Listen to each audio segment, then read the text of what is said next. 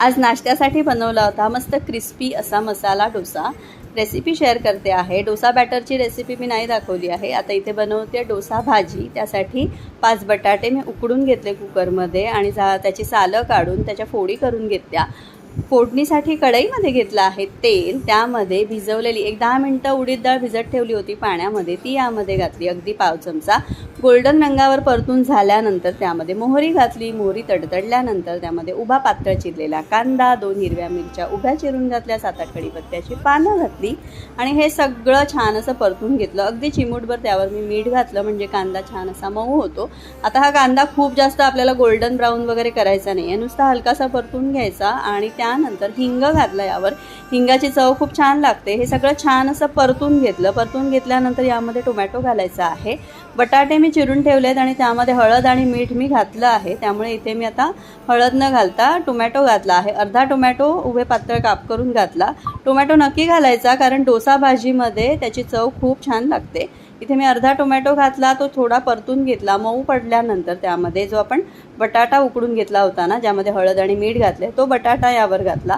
आता हा सगळा बटाटा व्यवस्थित परतून घ्यायचा। चवीपुरतं मीठ मी घातलंय, तरीसुद्धा आपण चेक करून जर काही कमी जास्त वाटलं तर ते ॲड करू शकतो। आता इथे मस्त असं हे मिक्स करून घ्यायचं। छान मिक्स करून झाल्यानंतर थोडंसं चमच्याच्या साहाय्याने ही भाजी आपण मॅश करून घ्यायची, म्हणजे डोसामध्ये आपल्याला ती भाजी स्प्रेड करायला सोपी जाते। इथे बघू शकता मस्त अशी माझी भाजी परतून झाली आहे आणि आता याच्यामध्ये मी मिठाचं प्रमाण चेक केलं आणि त्यानंतर पुन्हा एकदा हे छान असं चमच्याने मिक्स करून घेतो। चमच्यानेच करायचं, अगदी पावभाजीच्या मॅशरने करण्याची गरज नाही आहे, कारण थोडासा बटाटा त्यामध्ये अख्खा असलेला चांगला लागतो, त्याचं टेक्स्चर भाजीचं खूप छान येतं। हे सगळं झाल्यानंतर आता इथे तवा गरम करत ठेवला आहे, डोसा तवा। त्यावर आधी तेल लावून घ्यायचं आणि पाण्याचा शिंतोडा मारायचा। वरून मी टिश्यूने थोडंसं पुसून घेतलं। इथे चटणीची तयारी केली आहे। चटणी पण आपण नेहमी करतो खोबऱ्याची आणि डाळ्यांची, ती मी केली आहे। आता हे पाणी शिंपडून झाल्यानंतर टिश्यूने पुसून घ्यायचं किंवा कापडाने पुसून घ्यायचं आणि त्यानंतर गॅस थोडासा मंद ठेवायचा। डोसा बॅटर घालायचं, असं छान पसरून घ्यायचं। मस्त इथे बघू शकता इतका सुंदर क्रिस्पी होतो ना हा डोसा अशा पद्धतीने केल्यानंतर, नक्की करून बघा। आता यावर मी भाजी घालते। भाजी इथे मी मध्यभागी घालते आणि त्यानंतर थोडंसं क्रिस्पी सगळीकडून या कडा सुटल्या आणि थोडा गोल्डन ब्राऊन रंग आला की हा डोसा आपण काढून घ्यायचा। खूप क्रिस्पी बनतो अगदी, आणि ही डोसा भाजीची रेसिपी तुम्ही नक्की करून बघा, खूप छान लागते।